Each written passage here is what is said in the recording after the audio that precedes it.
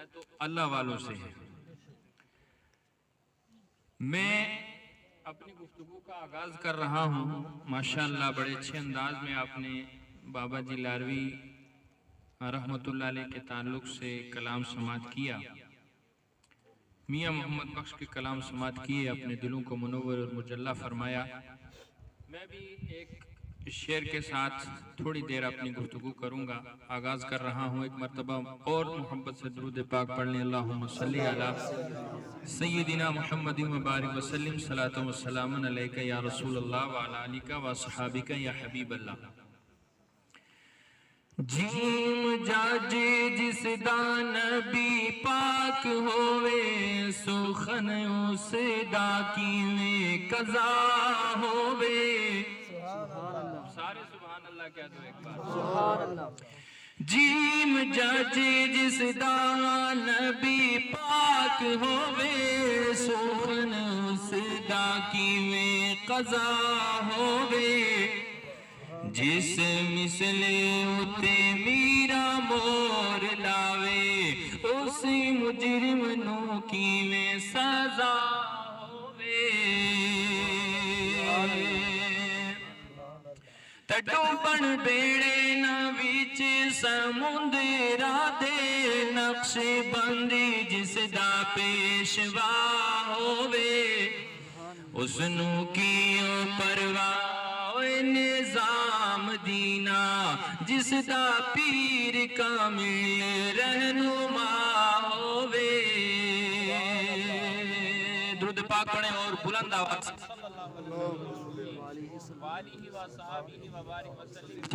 सलामुन अलैका या रसूल अल्लाह या नबी अल्लाह या हबीब अल्लाह। मोहतरम हज़रात, कुरान मजीद फुरकान हमीद की जिस आया मुबारका को मैंने तिलावत किया, अल्लाह रब्बुल इज्जत इरशाद फरमाता है, वमा खलक़तुल जिन्ना वल इंसा इल्ला लियअबुदून। मैंने जिन और इंसान इसलिए बनाए हैं कि वो मेरी बंदगी करें। क्या करें? मेरी बंदगी करें। देखिए, अल्लाह ने इस जमीन के ऊपर, इस आसमान के नीचे अपनी बहुत सारी मखलूक को पैदा फरमाया है, लेकिन किसी शय को भी उसने बेकार पैदा नहीं फरमाया। हर चीज का, हर शय का कोई ना कोई मकसद है। किसी न किसी मकसद के लिए उसने कायनात की हर शय को पैदा फरमाया है। जैसे कीमियाए सआदत में मौजूद है, इमाम गजाली रहमतुल्लाह अलैह फरमाते हैं कि एक मरतबा हजरत मूसा कलीमुल्लाह ने दीवार पर एक छपकली को देखा तो बारगाहे रब्बे लम यज़ल में अर्ज की कि मौला, इस छपकली को तूने किस लिए बनाया है, इसका क्या काम है? तो छपकली के ताल्लुक से जब कलीमुल्लाह ने रब की बारगाह में अर्ज की तो अल्लाह ने इरशाद फरमाया कि प्यारे कलीम, अभी थोड़ी देर पहले यही छपकली मुझसे सवाल कर रही थी कि या अल्लाह, तूने मूसा को किस लिए पैदा फरमाया? तो रब ने फरमाया कि मूसा, मैंने किसी भी शय को बेकार पैदा नहीं फरमाया। लेकिन एक बात और अपने जहन में रखें कि खुदा ने जितनी मखलूक बनाई है, इससे इंसान को फायदा है। मिसाल के तौर पर आप हवा को ले लीजिए, तो इस हवा को इंसान के फायदे के लिए बनाया है। आग को इंसान के फायदे के लिए बनाया। पानी है तो ये इंसान के फायदे के लिए है। ये मिट्टी है तो ये इंसान के फायदे के लिए है। इसके ऊपर हमारे घर ठहरे हुए हैं। फिर मिट्टी से हम कितने काम लेते हैं, पानी से कितने काम लेते हैं। यानी हर शय को अल्लाह ने बनाया किसी न किसी काम के लिए। और बहुत सारी ऐसी चीजें हैं कि जो इंसान के फायदे के लिए बनाई हैं, लेकिन इंसान को किस लिए बनाया? अब ये इंसान सोचता है कि भाई मेरा काम ये है कि पूरा दिन खेलना, कूदना, नाचना, गाड़ियों में सफर करना, जनाबे वाला जहाजों में सफर करना, 5 स्टार होटलों में जाकर के फिल्में देखना और तरह तरह की जनाबे वाला उसको क्या कहते हैं, नियामतें खाना, फिर रात को सो जाना, फिर सुबह उठना, फिर यही काम करना। इंसान सोचता है मेरा ये काम है, मैं इसलिए दुनिया में आया हूँ, कमाने के लिए, खाने के लिए, सोने के लिए, खेलने के लिए, नाचने के लिए आया हूँ। लेकिन ईमान वालों, उस तरफ पलट करके चलो कि इंसान को अल्लाह ने बनाया क्यों है? दुनिया की बड़ी बड़ी डिग्री सीढ़ियों को तुम हासिल कर लो, लेकिन तुम्हें किसी भी किताब से ये मिलेगा नहीं कि इंसान का दुनिया में आने का मकसद क्या है। लेकिन जब हमने रब के कलाम को उठाया जो आखिरी पैगंबर पर नाजिल हुआ, उस पे मिसलों पे मिसाल किताब का जब हम दीदार किया, उसको जब हमने खोला, जब पढ़ा, तो अल्लाह फरमाता है कि ये तुम्हें किसी दुनियावी किताब से नहीं मिलेगा कि तुम्हारा दुनिया में आने का मकसद क्या है। आओ मेरा कुरान उठा करके देखो तो तुम्हारी जिंदगी का मकसद इसमें मौजूद है। जब हमने रब के कलाम को उठा करके पढ़ा तो कुरान ने फरमाया वमा खलक़तुल जिन्ना वल इंसा इल्ला लियअबुदून। फरमाया मैंने जिन और इंसान सिर्फ इसलिए बनाए हैं कि वो मेरी बंदगी करें, वो मेरी इबादत करें, मैंने सिर्फ इसलिए उनको बनाया है। अब हज़रात मैं बिल्कुल इख्तिसार के साथ दो चार बातें अर्ज करके अपनी गुफ्तगू को ख़त्म कर रहा हूँ। जो इंसान इस दुनिया में आकर अपने मकसद को न भूला हो, मेरे रब ने हर मकाम पर उसकी हिफाजत की।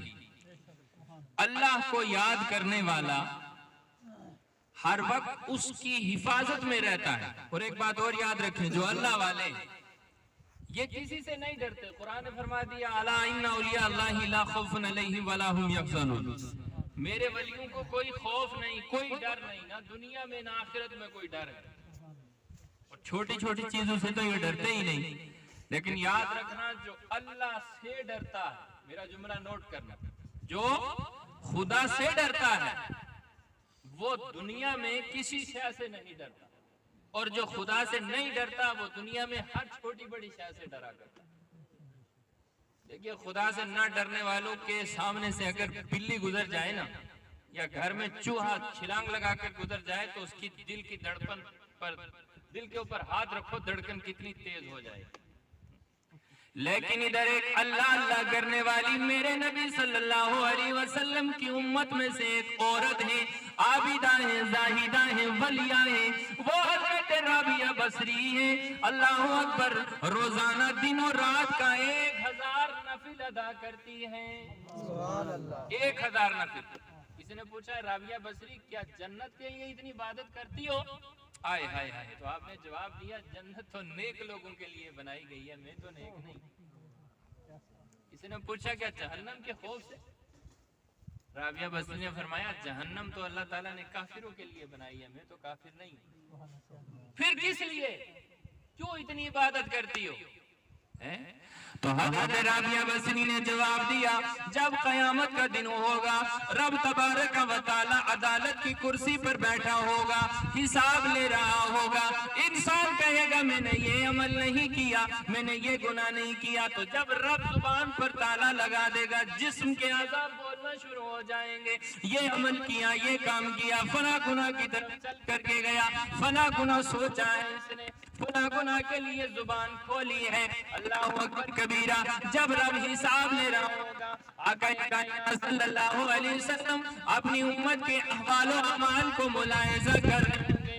जब मेरे नबी की नजर मेरे ऊपर पड़ेगी तो मुस्तफा का सर फख्र से बुलंद हो जाएगा और आका इरशाद फरमाएंगे कि मेरी उम्मत में एक औरत ऐसी है कि जिसके अमल इतने हैं, इतने अमाल हैं, मेरे आका का सर फख्र से बुलंद हो जाएगा। ये है इश्क, इश्क रसूल, ये है मोहब्बत रसूल। अल्लाह अकबर कबीरा। तो मैं याद कर रहा था कि जो खुदा को याद करता है, खुदा ताला उसकी हर मकाम पर हिफाजत करता है। हजरत नूह अलैहिस्सलातु व तस्लीम का जमाना था, अल्लाह ताला ने हुक्म दिया नूह तूफान आने वाला है, तैयार करो। हजरत नूह पैगंबर ने कश्ती को तैयार फरमाया। आप कश्ती तैयार कर रहे थे तो एक बूढ़ी माई, उस जमाने की अल्लाह वाली खुदा याद माई हजरत नूह अलैहिस्सलातु व तस्लीम की बारगाह में आई और अर्ज करने लगी, हुजूर ये कश्ती किस लिए बना रहे हो? आपने इरशाद फरमाया मुझे रब का हुक्म हुआ है, बहुत बड़ा तूफान आने वाला है, सिवाय उन चंद मोमिनीन के जो मेरी कश्ती में सवार होंगे कोई भी बचने वाला नहीं है, बहुत बड़ा तूफान आने वाला है, सब गर्क हो जाएंगे। माई ने कहा हुजूर जब तूफान आए तो मुझे भी अपनी कश्ती में सवार फरमा ले। आपने फरमाया ठीक है। अब तूफान आया, इतना बड़ा तूफान आया, बड़े बड़े पहाड़ डूब गए, सारे कुफार उसमें गर्क हो गए। हजरत नूह अलैहिस्सलाम और जो लोग आपकी कश्ती में सवार हुए सब बच गए। जब तूफान आया थमा, हजरत नूह अलैहिस्सलाम को याद आई वो माई। आप फरमाने लगे हो काश मुझे उस बूढ़ी माँ को कश्ती पर सवार करना याद ही नहीं रहा। आप जनाबे वाला कश्ती से उतरे और उस बुढ़िया की झोंपड़ी की तरफ चल पड़े। जाकर देखने लगे वो बूढ़ी माँ भी सलामत है और उसकी वो टूटी हुई झोंपड़ी भी सलामत है।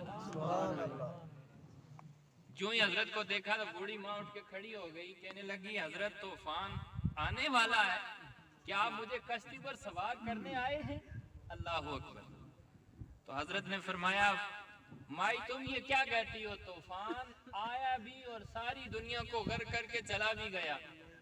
तो माई कहने लगी हुजूर मुझे तो कोई खबर नहीं, ऐसा क्यों हो सकता है? हजरत नूह अलैहिस्सलाम मुस्कुरा पड़े और फरमाने लगे कि मैं समझ गया कि तुम बगैर कश्ती के भी अल्लाह की हिफाजत में रही। अल्लाह अल्लाह करने वाली थी तो तुझे मेरे रब ने बचा लिया। तो मेरे दोस्तों और बुजुर्गों, जो अल्लाह को याद करने वाला हो इतने बड़े तूफान में भी खुदा उसकी हिफाजत करता है। और माई की झोंपड़ी भी सलामत और वो बूढ़ी माँ भी सलामत रही। इसलिए हमारा दुनिया में आने का मकसद क्या है कि हम खुदा की बंदगी करें। सुबह अजान हो रही होती है, हम सोए होते हैं, हमारे नौजवान बच्चे सोए होते हैं, 2 या 3 बुजुर्ग मस्जिद में होते हैं या एक बुजुर्ग होता है बस, तो एक इमाम साहब होते हैं जमात करवा रहे होते हैं। हमारे कानों में अजान की आवाज पड़ती है। आका कायनात अलैहिस्सलाम ने इरशाद फरमाया रात को जल्दी सो जाओ, सुबह जल्दी उठो और खुदा की इबादत करो। हम इसका उलट कर रहे हैं, ये शैतान हमसे उलट करवा रहा है। रात को हम सोते हैं 1 बजे 2 बजे 12 बजे तक हमारे बच्चों की जनाबे वाला वो चलती है, उसको क्या कहते हैं, गेम चलती है, फिल्में चलती हैं, नेट चलता है। और सुबह हमारे बच्चे 10 बजे 12 बजे। यहाँ मेंढर में एक नौजवान बच्चा ऐसा है 22-23 साल का है, मुझे नाम लेने की जरूरत नहीं है, वो रात को सोता है 2 बजे और दिन के 2 बजे वो बेदार होता है। और उसकी माँ उसको खाना लेके 2 बजे बेड के ऊपर देती है। कुछ खुदा का खौफ करो, कयामत के दिन तुम क्या जवाब दो। लिहाजा अपने बच्चों को भी नमाज की तरकीब दो, खुद उठो, अपने बच्चों को सुबह जल्दी उठाओ। अल्हम्दुलिल्लाह हमारी ये कोशिश है। मेरा 6 साल का बच्चा है, मैं सुबह उठता हूँ, पहले वुजू करके आता हूँ, मैं उसको खड़ा करता हूँ, बेटा उठो नमाज का टाइम हो गया। हालांकि उस पर नमाज फर्ज नहीं है, उसको मैं उठा के साथ में मस्जिद में ले जाता हूँ। अब अल्हम्दुलिल्लाह आज ऐसा माहौल बन चुका है, वो जो ही अजान होती है मेरा बच्चा मुझे बोलता है अबू जी उठो अजान हो गई है। मैं मस्जिद में चला जाता हूँ, वो पीछे से आके माँ को जगाता है, कहता है अम्मी उठो नमाज पढ़ो, अबू आ रहे होंगे मस्जिद से पलट के। और अपनी बहन को भी उठाता है, सबा दीदी उठ जाओ। अगर हम अपने घरों में ऐसा माहौल बनाएंगे तो अल्हम्दुलिल्लाह मुझे लगता है कि तब्दीली आ सकती है। मौलाना याज कादरी साहब को अल्लाह सलामत रखे, इनकी बड़ी मेहनत है इस इलाके में। इदारा जो इन्होंने पैगाम मुस्तफ़ा यहाँ पर बनाया है, अल्लाह ताला इस इदारे को रोज़ फजूल तरक्कियाँ अता फरमाए। आप दिल खोल कर इस इदारे का तावन भी करें, अपने बच्चों को भी यहाँ भेजें, खुद भी नमाजी बने और अपने बच्चों को भी नमाज पढ़ने के लिए सुबह उठाया करें और उनको भी कहा करें कि बेटा नमाज पढ़ने से बलाएं आफतें परेशानियाँ दूर होती हैं। और ये नमाज वो है कि मेरे आका ने फरमाया नमाज मेरी आंखों की ठंडक। हम नारे लगाते हैं, नबी का दामन नहीं छोड़ेंगे, इश्क़ रसूल के हम दावे करते हैं, लेकिन सरकार सल्लल्लाहु अलैहि वसल्लम ने फरमाया नमाज मेरी आंखों की ठंडक है। अब देखो इस नमाज का मकाम देखो कि ये रब ने हमारे लिए हमारे आका को अता कहाँ फरमाया, अर्श पर बुलाकर अपना दीदार करवा कर। जब सरकार वापस चले थोड़े से मायूस थे, तो मेरे रब ने फरमाया मेरे महबूब तुम जा रहे हो, तुमने तो मेरा दीदार कर लिया, लेकिन तुम्हारी उम्मत का क्या होगा। फरमाया ये नमाज ले जाओ, नमाज को तोहफा अपनी उम्मत को अता फरमाओ। अब देखो कि नमाज में अल्लाह वाले अल्लाह का दीदार करते, हजरत अली से किसी ने पूछा था कि आप नमाज में खुदा को देखते हो? हजरत अली ने फरमाया मैं उस वक्त तक सर सजदे से उठाता ही नहीं जब तक अपने रब को देखना ना। तो नमाज मोमिन की महराज है। ऐ महबूब, हमने आपको अर्श पर बुलाकर महराज करवा दी, लेकिन आपकी उम्मत की महराज ये है कि वो 5 टाइम नमाज पढ़ेगी तो ये उनकी महराज हो। तो लिहाजा नमाजी बने।